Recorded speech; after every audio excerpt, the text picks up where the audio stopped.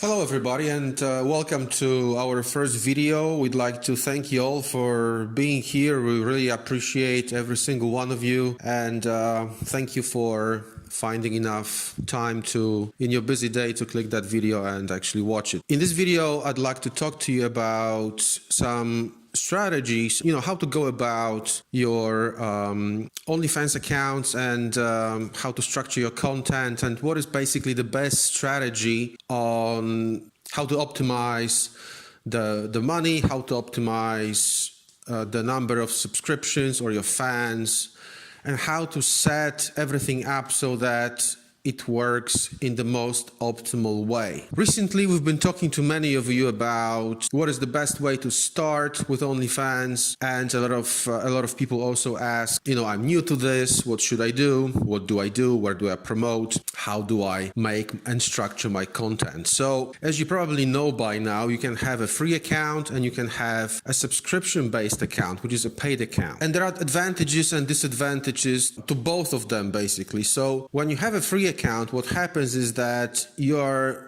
more likely to get people to subscribe to you because it's free, right? So they come, they set up their account, they see that, it's free to join, they click the button, boom, they are in your feed and they are in your account and they become a fan.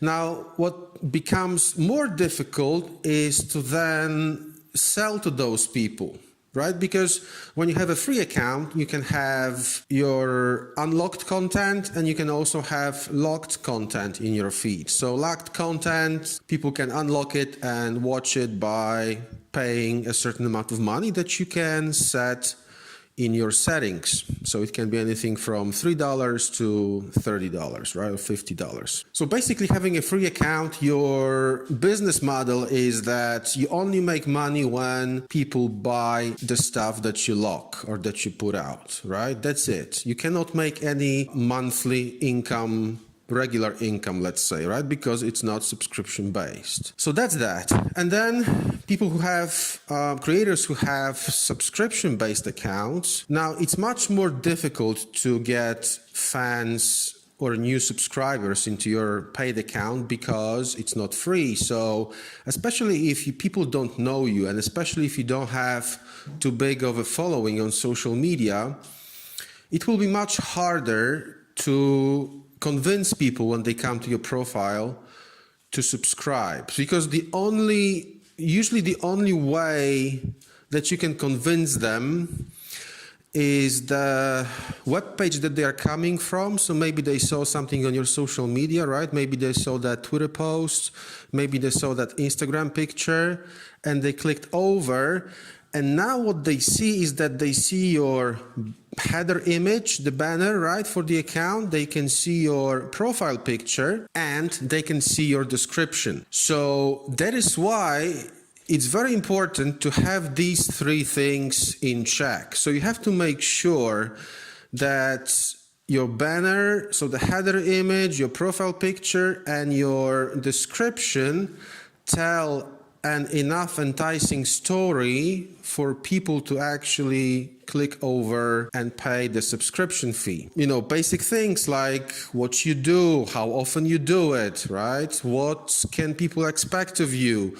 What can they request of you? And stuff like that. All of this information should be there, and possibly some teaser images in the header of your profile. But again, it will never be as effective as the free account, right? So let's say people come and let's say you get 20 fans over time, and then maybe some people stay for longer, some people might opt out, so they will stop being a fan, they won't actually renew their subscription for the next month, and so then you have to go back and promote harder, and it might happen that nothing much is happening and that you're stuck, right? You have a certain number of fans and no one new is coming in, and so on and so on. And maybe you want to run some type of promotion, right? Maybe you want to lower your subscription from $10 to $5 for, let's say, 3 days because it's a holiday or whatever, right? So then